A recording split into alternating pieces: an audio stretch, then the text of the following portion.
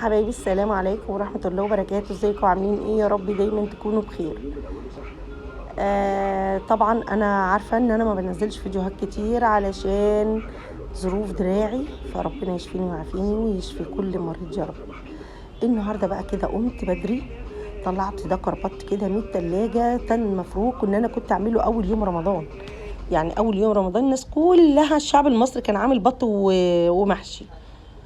فطلعته بقى النهارده، صعب عليا كده فطلعته بقى وقررت ان انا هحشي المرتة اللي انتوا شايفينها دي: بصل وجزر وطماطم وزعتر وروزماري وكمان توم، وكمان معايا دبس الرمان، معلقة عسل ابيض. طبعا هو بسم الله ما شاء الله ذكر كبير، فقلت بقى ان انا هحشي رز او فريك. لا، انا هحشيه مرتة، وانتوا عارفين اليومين دول الجو حر جدا والواحد ولا بياكل ولا بيشرب، بس بصراحة بقاله فترة في التلاجة، فقلت لا خلاص هطلعه النهاردة كده واعمله. وهعمل بقى ايه جنبيه؟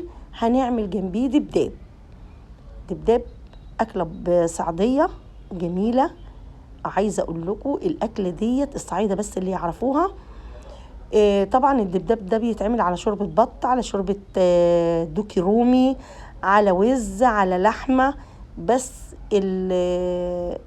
المفروض ان هو بيتعمل على شوربة سمينة جدا، وكمان بيتعمل في الشتاء. يعني الأكلة النهاردة، فطارنا النهاردة اللي احنا هنفطره فطار صعيدي من نجاح حمادي بقى، من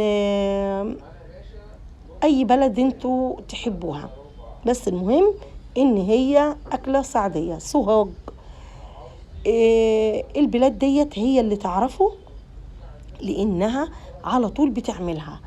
يعني بيستسهلوا كده يروحوا عاملين شويه ملوخيه ناشفين مع شويه دبداب، واليوم بتاعهم بيعدي. وفعلا اكله جميله جدا جدا. الاكله دي الله يرحمه ابويا كان بيحبها قوي، الدبداب بذكر البط بالملوخيه الناشفه مش الخضره. فالنهارده اكلتنا النهارده اكله صعيديه. معانا بقى كده شويه بروكلي لفيناهم في شويه المرتة اللي فضلوا كده وحشينا بيهم ذكر البط. عايزه اقول لكم كانت فعلا خطيره بالبروكلي، حاجه كده بجد جميله. يعني انتوا سمعتوا على ذكر بط محشي بروكلي؟ انا بقى عملته النهارده. تعالوا بقى كده معانا شويه زيت مش سمنه. هنحط بقى ورق روري وروزماري وهنشوحهم كده زي ما انتوا شفتوا كده. وهنحط ذكر البط بتاعنا، الزعتر والروزماري. عايزه اقول لكم ورق الروري كده بيخلوا الريحه فعلا. عايزه اقول لكم الريحه كانت مقلوبه عندي. معايا بقى زعتر، روزماري، طماطم، 2 من البطاطس، وكمان معايا بصل اخضر. طب انتي بتحطي بطاطس ليه؟ انا عملتها معاكم قبل كده كتير جدا، اما انا بعمل بط او اعمل وز او اعمل رومي، لازم ان انا احط 2 من البطاطس، بيخليلكوا الشوربة طعمها حلو. اللي انتوا شايفينه الكيس ده بقى حطيت فيه التوابل بتاعت فلفل اسمر صاحي، حبهان، عود من القرفة، ورق روري، حتة من جوز الطيب، كل ده كده، كمان قرنفل، 2 من القرنفل، وحطيتهم في الكيس. لو انتوا عايزين الشوربة بتاعتنا كده تبقى صافية ورايقة. ادي ذكر البط بتاعنا بعد ما حمرناه في الزيت. شفتوا البروكلي اخضر زي ما هو جوه ازاي. حطينا بقى كده التوابل بتاعتنا، وحطينا الجزر والبصل الاخضر وكل الحاجة بتاعتنا، وحطيناهم على البوتاجاز. هنا بقى الطاسة بتاعتنا حطيت فيها شوية مية مغلية عشان اغسلها على طول. طبعا انا مش هحط المية ديت على ذكر البط، لا خالص. فدايما ياما تعملوا كده ذكر بط لازم تديله تشويحه حلوه زي اللي انا عملتها دي، وتحطوا بطاطس في الشوربه، بتشيل اي ريحه من الطيور الجامده قوي دي. هنا بقى كده هعمل شويه ورق عنب، لان انا مش عامله يعتبر فطار، عامله زي ما قلنا كده شويه دبدب بالشوربه، وكمان عامله ملوخيه ناشفه. فانا بقى واقفه كده فاضيه، هعمل بقى ايه، عندي شويه ورق عنب كده فسلقتهم وهحشيهم واحطهم في التلاجة. هتعمليهم النهارده؟ لا مش هعملهم النهارده. انا دايما كده اليوم اللي ما بيبقاش عندي وقف كتير في المطبخ بحب كده الف ورق العنب واحطه في التلاجة.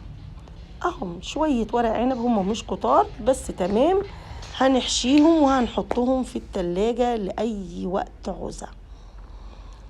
انا معايا بقى كده الطاجن بتاعي، شفته سخن قوي.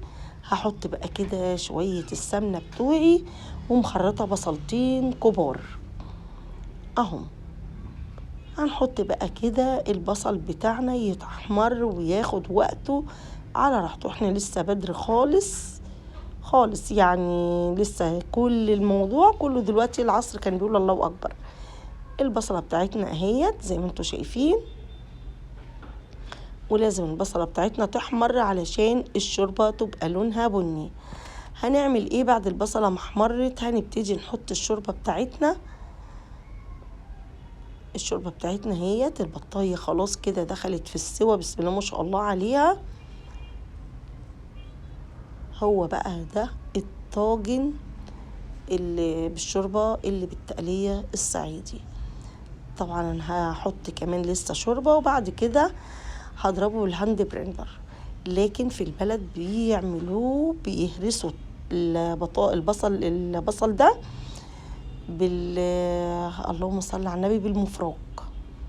في مفراك كده، هو في مفراك اللي بتاع البامية ومفراك اني مبطط كده تفضلي تدعكي في البصلة لغاية ما تتري خالص. هنعمل برضو كده شوية لسان عصفور. ده قررت متأخرا يعني ان انا قلت اعمل لهم شوية شوربة لسان عصفور كده جنب الاكل. زي ما انتوا شايفين كده 3 معالق لسان عصفور، ما كترناش طبعا عشان يديك اللون الجميل دوت. بنحط طبعا مع لسان العصفور هو بيحمر بنحط ربع معلقة ملح عشان ما يتحرقش معاكم. الكاميرا بس جايباه ان هو في الجنب احمر قوي، لا هو خالص مش احمر خالص. نديله بس تكة تاني كده وبعد كده نحط الشوربة بتاعتنا ونطفي عليه، ولا ياخد غلوة ولا اي حاجة لان لسه بدري على الفطار. احنا بقى وبنسخنه نديله غلوة واحدة كده قبل الفطار.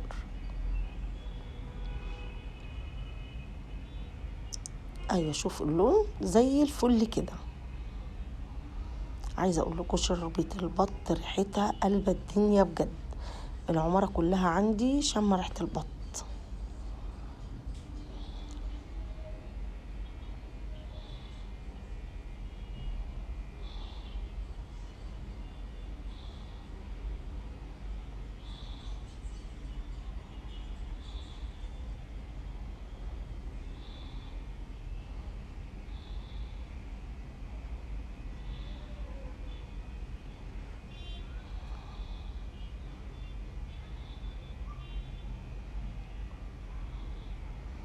ادي بقى ذكر البط بتاعنا بعد ما استوى انا طلعته. هدهنه بقى كده زي ما انتوا شايفين بمعلقه صلصه طماطم، حاطه فيها فلفل اسمر وشويه ملح صغيرين جدا، وندعك كده ذكر البط بتاعنا. وبعد كده بقى نحمره. عايزين تحطوه في الفرن تمام، عايزين تحت الشوايه كده 3-4 دقايق هيبقى معاكم زي الفل. عايزين تحمروه على البوتاجاز برضو كده الدنيا تمام وزي الفل. اللهم بارك. بصوا البروكلي برضو واخدين بالكم ان هو لسه البروكلي اخضر ازاي، يعني لونه مغمقش خالص. وعايزه اقول لكم كان طعمه بجد خطير.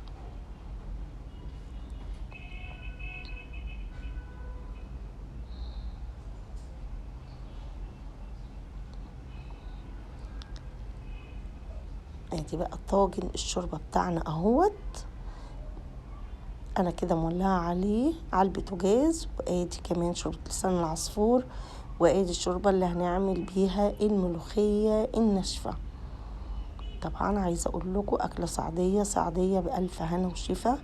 بصوا الملوخيه دي جاياني من نجع حمادي، بسم الله ما شاء الله. عايزه اقول لكم ريحتها وطعمها خطير. ابن عمي على طول بيجيب لي الملوخيه ديت من عندهم من نجع حمادي، ربنا يبارك له. بصوا الخضار احلى من اي ملوخية خضرة هنا بتتباع دلوقتي. الملوخية ولا ليها طعم ولا ليها اي حاجة. اللي نافعنا الملوخية اللي احنا مخزنينها. بصوا خضار الملوخية وجمال الخضار. على فكرة هي مش طرية، هي 5 دقايق وهتلاقوها تعوز شوربة تاني. ادي بقى ذكر البط بتاعنا النهاردة بألف هنا وشفا.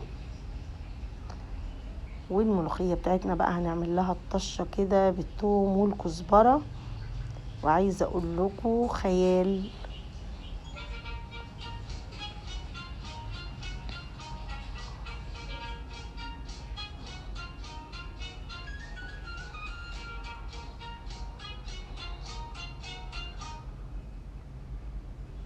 ادي بقى كان فطرنا النهارده. طلعنا شويه مخلل كده مشكلين من اللي احنا مخللينهم. وتعالوا شوفوا بقى الدبداب اللي انا بقول لكم عليه اهو. ده بيتباع عند اي بتاع رقاق، اسم بيسموه هنا عيش سوري، لكن هو في الاصل دبداب. بصوا خفيف ازاي، خفيف جدا. تلاقوا لونه كده احمر محمر كده من الجناب. بسم الله ما شاء الله. وادي الشوربه بتاعتنا اهي، اللهم بارك. عايزه اقول لكم خطيره. وادي الملوخيه بتاعتنا وكمان لسان العصفور. وادي ذكر البط بتاعنا طبعا. بسم الله ما شاء الله. ده كان فطارنا النهارده، اتمنى يكون عجبكم.